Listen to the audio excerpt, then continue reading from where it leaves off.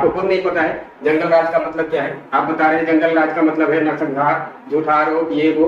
अरे बिल्कुल नहीं यार, पहले खुद आप ये समझ लीजिए कि जंगल राज कहा क्यों है। ये ग्राफ बढ़ता जा रहा है, क्राइम का बढ़ता जा रहा है, 2009 का दिखा रहे हैं आप, 10 का दिखा रहे हैं, क्या मतलब है? थोड़ा सा कॉमन सेंस लगा लीजिए सर। लेकिन जब आप इस तरह के जानकारियों को लोगों के बीच रख रहे हो ना, तो थोड़ा सा रिसर्च जरूर कर लिया कीजिए। कभी आप फिल्म देखते होंगे, फिल्म में क्या होता है? फिल्म में होता है कि पहले विलन जो है पूरा अत्याचार करता है गांव वाले पर या कोई ऐसे कमजोर समाज के लोगों पर या हीरो के परिवार पर, और धीरे धीरे क्या होता है, हीरो पिटा उठा के कुछ दिन बाद जब पूरा एकदम कसरत उसरत करके तैयार होके जब आता है, तो और जब विलन सब क्या होता है, आदमी सबके धोए के शुरू कर देता है, तो फिल्म में पूरा इंटरेस्ट आ जाता है कि बाप रे मार लगा, ये बड़ी तगड़ा मार लगे, हीरो भी मार लगे, बड़ी मार लगे। अब क्या होता है, यहाँ से कहानी सबसे ज्यादा हाईलाइट हुई, तो लालू जी के टाइम में यही हुआ।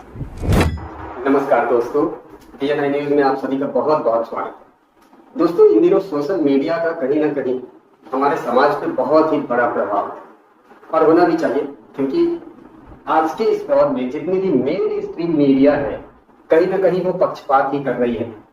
कभी विज्ञापन के लोभ में, कभी किसी नेता मंत्री रसूखदारों वगैरह के सहयोग के अपेक्षा के लोग में बिल्कुल कर रही है। मैं इस बात से बिल्कुल इनकार नहीं कर सकता, क्योंकि मैं भी कहीं मेन स्ट्रीम मीडिया के लिए काम कर चुका हूं और मेरा ये तजुर्बा है कि जितने भी मीडिया हाउसेज है, कहीं ना कहीं विज्ञापन और अपने कमाई को लेकर के मजबूर है कि वो सत्ता पक्ष या फिर बड़े नेताओं की जी हजूरी और गुलामी करे। अब ऐसे में social media website, social websites और सोशल मीडिया के जितने भी प्लेटफॉर्म है, इसके जितने भी एक्टिविस्ट हैं, उन सबों की जिम्मेदारी बहुत ही ज्यादा बढ़ जाती है। बहुत खुशी होती है देखकर कि अब भी हमारे सोशल मीडिया प्लेटफॉर्म पे कई ऐसे एक्टिविस्ट हैं जिनके द्वारा लगातार सवाल उठाए जाते हैं सत्ता पक्ष के एगेंस्ट में। लगातार अलग अलग तरह से लोगों को जागरूक किया जाता है, लोगों तक सच्चाई पहुंचाने की कवायद की जाती है। बहुत ही अच्छी बात है। और इस दौर में सोशल मीडिया पे जब तमाम इन्फ्लुएंसर्स, तमाम एक्टिविस्ट कुछ न कुछ प्रयास करके समाज को लाभान्वित करने का प्रयास जारी रख रहे हैं, ऐसे में हमारे बिहार के एक बहुत ही चर्चित शिक्षक आदरणीय बिपिन सर काफी सुर्खियों में रह रहे हैं और बीते कुछ दिनों से लगातार उनके द्वारा मौजूदा सरकार के सवाल उठाए जा रहे हैं। इवन उनका सबसे ज्यादा अभी जो वीडियो वायरल हो रहा है वो मनीष कश्यप से आर्गुमेंट जो हो रहा है, उनका कहा सुनी जो हो रहा है लगातार सोशल मीडिया के जरिए, उसको लेकर के उनकी वीडियोस काफी ज्यादा तेजी से वायरल भी हो रही है। मैं भी बीच में उनको फॉलो करता था, क्योंकि कहीं ना कहीं वो मुद्दे की बात किया करते थे और मुझे भी इस बात का आभास हो रहा था कि बहुत ही बेहतरीन तरीके से वो लोगों तक बातों को पहुंचा रहे हैं, कहीं ना कहीं लोगों की आंख खोलने का वो काम कर रहे हैं। बहुत ही बेहतर। पर आज ही मैंने एक वीडियो देखा जो विपिन यादव सर के द्वारा जारी किया गया, और वो वीडियो जो था जंगल राज के था। जी हाँ, जंगल राज के। तो अब आप सोच रहे होंगे कि आखिर जब वो इतने अच्छे एक्टिविस्ट हैं, इतना अच्छा क्रिएट करके और लोगों तक बातों को पहुंचा रहे, तो फिर मुझे क्या आवश्यकता पड़ी कि मैं उनका चर्चा लेकर के इस वीडियो में आ गया। इसके पीछे एक बहुत बड़ा कारण है। दोस्तों, अगर कोई एक्टिविस्ट लोगों तक जानकारियां पहुंचाता है, बहुत ही अच्छी बात है। सत्ता पक्ष से सवाल करता है, ये भी अच्छी बात है। विपक्ष का साथ देता है या उसकी बुराई करता है, ये भी अच्छी बात है। लेकिन सबसे बड़ी बात यह है कि जब कोई एक्टिविस्ट, खास करके जब कोई शिक्षक एक्टिविटी कर रहा है सोशल मीडिया प्लेटफॉर्म पे आकर, तो उसे लोगों को गुमराह बिल्कुल नहीं करना चाहिए। अभी मैं आपको एक वीडियो दिखाता हूं, जिसमें आप वीडियो को देखकर जंगल राज की परिभाषा भूल जाएंगे, और यदि आपकी भी नॉलेज की स्तर थोड़ी कम हो तो आप इनकी बातों में आकर जंगल राज को कुछ और ही तरीके से देखने लगेंगे। सबसे पहले आप इस वीडियो को देखिए जो मैं आपको दिखा रहा हूँ। इसमें हमारे विपिन सर ने जंगल राज को किस तरह परिभाषित किया है। आज कहानी होगी जंगल राज की। तो आइए जंगल राज, क्योंकि बहुत आप सुने जंगल राज जंगल राज जंगल राज, इतनी बार जंगल राज सुन लिए कि अब आने वाला जो हमारा पीढ़ी है या जो अभी आ चुका है युवा पीढ़ी, इसको कुछ नहीं पता कि जंगल राज है। बस ये सोच लिया कि जंगल राज, और जंगल राज का देन कौन? लालू यादव। सबसे पहले नाम आया लालू यादव का, हर व्यक्ति की जुबान पर लालू यादव। तो आइए जंगल राज की कहानी शुरू करते हैं, क्यों जंगल राज पर आज चर्चा कर लेते हैं। सबसे पहले जंगल राज शुरू कब हो गया, या जंगल राज की लॉजिक क्या थी? क्या जंगल राज सच में लालू यादव के टाइम आ गया था? एक छोटी सी एक कहानी से समझते हैं। मान लीजिए आपके गांव में दो समुदाय के लोग रहते हैं। समुदाय ऐसा है जो बहुत कमजोर और एक समुदाय ऐसा है जो बहुत मजबूत। और ये मजबूत जो है ये हमेशा जाकर उस कमजोर वाले को पीट देता है, मार देता है, उसके साथ कुछ भी कर सकता है, चोरी डकैती बलात्कारी अपहरण कुछ भी कर सकता है। तो हल्ला नहीं होगा, उतना चर्चा नहीं होगा। लेकिन जितने वो समुदाय जो कमजोर था वो विरोध अगर कर देगा तो हल्ला होगा। और कहानी जंगल राज की ऐसे ही शुरू होता है। तो कहानी जंगल राज की 1990 से शुरू नहीं हुआ है दोस्तों। आइए जंगल राज की कहानी आपको सुना देते हैं। ये बिहार के इतिहास में ऐसे घटनाएं हैं जिसमें हमेशा नरसंहार हुआ, और नरसंहार का मतलब है सैकड़ों और हजारों में लोगों ने जाने गंवाई। ये बिहार की धरती पर यह खूनी खेल खेला गया। कब आ जाइए, भोजपुर हत्याएं 1971 से 76। लालू जी का तो नामो निशान नहीं था जिसके ऊपर आप जंगल राज की बात कर रहे हैं। दलेची नरसंहार 1977। ये तो अभी हम चैप्टर के नाम बता दे रहे हैं। अगर आपकी फरमाइश होगी एक चैप्टर का पूरा आपको डिटेल भी बता देंगे। बरस बिगहा दोहिया कांड 1979 से 80, पिपरा नरसंहार 1979 से 80, 1983 मुंगेर नरसंहार। इसी तरह के नरसंहार लगातार आप देखिए 71, 77, 79, 80, 83, 85, 87, 89, दनवार बिहटा नरसंहार, लोहगढ़ नंगला नरसंहार, भागलपुर 1989, अब 90 से 91 शुरू हुआ। 90 से 91, 2000 यहां तक जो देख रहे हैं ये पूरा पेज जिसमें लालू जी नहीं है, ये बिहार का इतिहास। यहां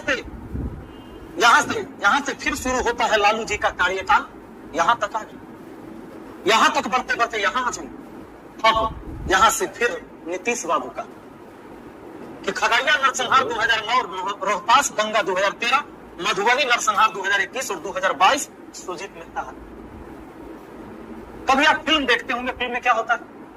फिल्म में होता है कि पहले विलन जो है पूरा अत्याचार करता है गांव वाले पर या कोई ऐसे कमजोर समाज के लोगों पर या हीरो के परिवार पर, और धीरे धीरे क्या होता है हीरो पिटा उठा के कुछ दिन बाद जब पूरा एकदम कसरत उसरत करके तैयार होके जब आता है, तो और जब विलन सब क्या होता है आदमी सबके धोए के शुरू कर देता है, तो फिल्म में पूरा इंटरेस्ट आ जाता है कि बाप रे मार लगा, ये बड़ी तगड़ा मार लगा, हीरो भी मार लगे, बड़ी मार लगे।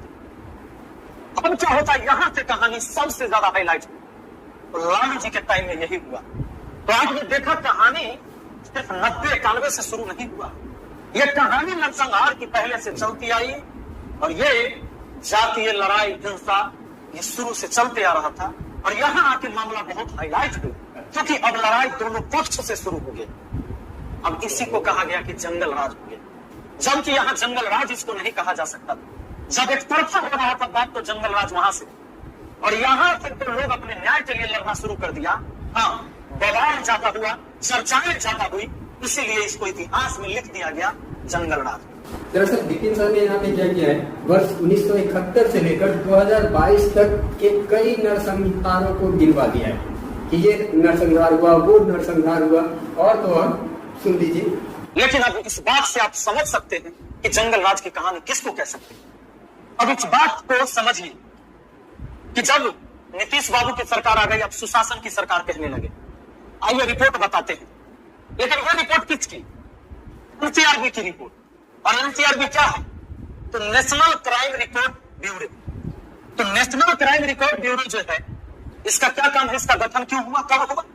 तो एनसीआरबी की स्थापना 1986 में अपराध और अपराधियों पर जानकारी के भंडाफोड़ के रूप में कार्य करने के लिए की गई थी, ताकि जांचकर्ताओं को अपराध को अपराधियों से जोड़ने में सहायता मिल सके।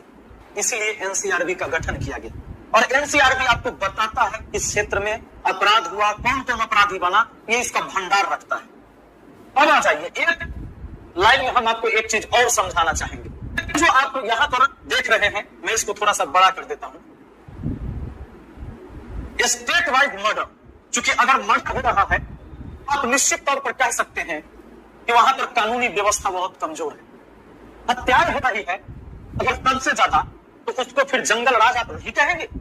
ये 2020 का रिपोर्ट, उत्तर प्रदेश में 4018 मर्डर हुआ, तो यहां पर आप देख सकते हैं बिहार में वही 2934 मर्डर। यानी कि दोनों बल्लेबाज, सलामी बल्लेबाज धुआंधार रन बनाए, सलामी बल्लेबाज लगातार धुआंधार रन बनाते हुए और अपने आप को इस मैच में बढ़त बनाए रखा। और अब दोनों स्टेट का अलग अलग जो हिंसक अपराध अभी टॉप पर यूपी और बिहार, ये दो ऐसे सलामी बल्लेबाज हैं कि हमेशा रन जो है बहुत बनाते हैं। अब इसमें समझ लीजिए, ये केवल उत्तर प्रदेश का ये हिंसक अपराध में, ये मर्डर खाली नहीं है, हिंसक अपराध कोई भी मर्डर या मर्डर करने के लिए प्रयास किया गया घटना, ये जो हिंसक अपराध है, तो इसमें क्या है, ये येलो वाला जो देख रहा है ये 2019 का है भाई, ये 2019 का ही है ग्राफ, ये 2020 का हो गया ब्लैक वाला। उत्तर प्रदेश में 2019 में 55,519 हिंसक अपराध हुआ, तो 2020 में हुआ 51,983, थोड़ी सी कमी आई। लेकिन बिहार का जो एनसीआरबी का रिपोर्ट है, बिहार का क्या हुआ, 45,000 था 19 में, तब 20 में पहुंच गया 51,116। अब बताइए 45,004 से 51,116 ऐसे बढ़ा, और ये हमेशा टॉप पर रहने वाला स्टेट रहा। तो फिर आप कैसे कह सकते हैं कि जो जंगल राज पहले था वो जंगल राज खत्म हो गया? क्योंकि अब नीतीश बाबू भी 20 साल अपने कार्यकाल के पूरा करने ही वाले। इस बात को आप मानते हैं या नहीं मानते हैं, यह आपके विवेक पर निर्भर करता है। यह बिहार पुलिस के सोर्स से, बिहार पुलिस का यह आंकड़ा है कि आपका क्राइम, बिहार में अपराध की रफ्तार का ग्राफ देखिए कैसे बढ़ा। 2001 से 2005 देखिए अपराध का ग्राफ लाख में, जैसे 1 लाख से कम हुआ 95,000, 2005 में गया तो 1 लाख से ज्यादा, 2010 में 138 हो गया, 1,38,000, 2015 में 1,95,000, और 2019 में तो इसने रिकॉर्ड तोड़ दिया, 2,69,000 पहुंच गया। तो फिर आप इसको कहते हैं सुशासन की सरकार। तो दोस्तों यहाँ पे मैं फिर से एक बार वीडियो को पॉज इसलिए कर रहा हूँ क्योंकि आप सबों को भी लग रहा होगा कि वाह विपिन सर ने क्या बात बताई है, जंगल राज तो सही में 1990 से पहले भी था, लालू जी के शासनकाल में तो कुछ हुआ ही नहीं, ये तो बीजेपी वालों की चाल थी जो उन्होंने बदनाम कर दिया। पर ऐसा कुछ भी नहीं दोस्तों। दरअसल आपको ये समझना होगा कि जंगल राज किसे कहा गया और क्यों कहा गया। विपिन सर जो कह रहे हैं कि नरसंहार होते रहा है, अब भी हो रहा है, बिल्कुल मैं इस बात से सहमत हूँ। मुद्दा ये नहीं है कि नरसंहार हुआ, और बिल्कुल वो भी नहीं है जो विपिन सर बता रहे हैं कि कमजोरों को, जो दबंग वर्ग के लोग थे या जो मजबूत थे उनके द्वारा कुचला गया। इसे बिल्कुल जंगल राज नहीं कहते। जंगल राज का परिभाषा क्या है वो आप तमाम दर्शकों को समझना बहुत ही जरूरी है, क्योंकि आप सबों को भी लग रहा होगा कि वाह विपिन सर ने क्या बात बताई है, जंगल राज तो सही में 1990 से पहले भी था, लालू जी के शासनकाल में तो कुछ हुआ ही नहीं, ये तो बीजेपी वालों की चाल थी जो उन्होंने बदनाम कर दिया। पर ऐसा कुछ भी नहीं दोस्तों। दरअसल आपको ये समझना होगा कि जंगल राज किसे कहा गया और क्यों कहा गया। विपिन सर जो कह रहे हैं कि नरसंहार होते रहा है, अब भी हो रहा है, बिल्कुल मैं इस बात से सहमत हूँ। मुद्दा ये नहीं है कि नरसंहार हुआ, और बिल्कुल वो भी नहीं है जो विपिन सर बता रहे हैं कि कमजोरों को, जो दबंग वर्ग के लोग थे या जो मजबूत थे उनके द्वारा कुचला गया। इसे बिल्कुल जंगल राज नहीं कहते। जंगल राज का परिभाषा क्या है वो आप तमाम दर्शकों को समझना बहुत ही जरूरी है, क्योंकि कहीं ना कहीं मुझे ऐसा लगा कि इस वीडियो के माध्यम से आप जरूर गुमराह हो जाएंगे।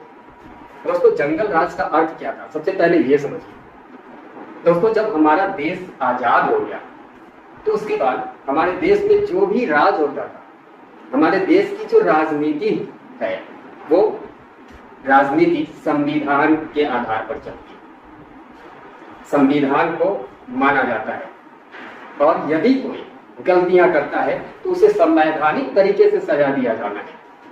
लेकिन यदि किसी के खास शासनकाल में संविधान को दरकिनार कर दिया जाए और लोगों को लड़ने के लिए छोड़ दिया जाए, जैसा कि हमारे माननीय विपिन सर बता रहे हैं कि हीरो को पहले लोगों ने सताया, फिर वो कसरत करके आया और सबको बहुत पीटा, सिनेमा में आपने देखा, तो इस तरह से लालू जी के शासन काल में हुआ, ये तो अच्छी बात है। बिल्कुल नहीं।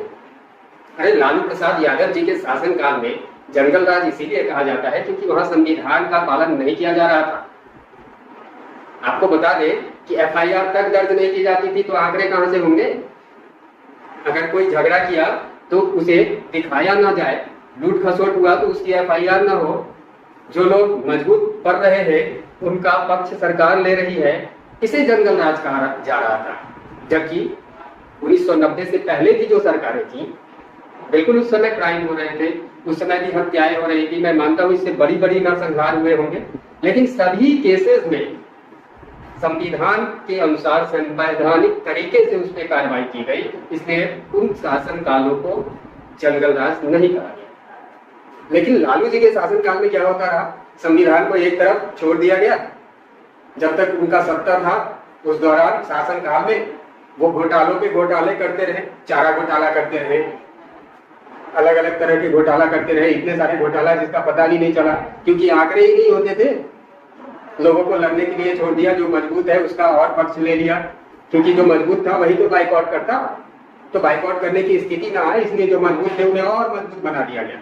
और ये कहना बिल्कुल गलत है यार कि कमजोर वर्ग के लोग बदला ले रहे थे, बिल्कुल नहीं, ऐसा कुछ नहीं था।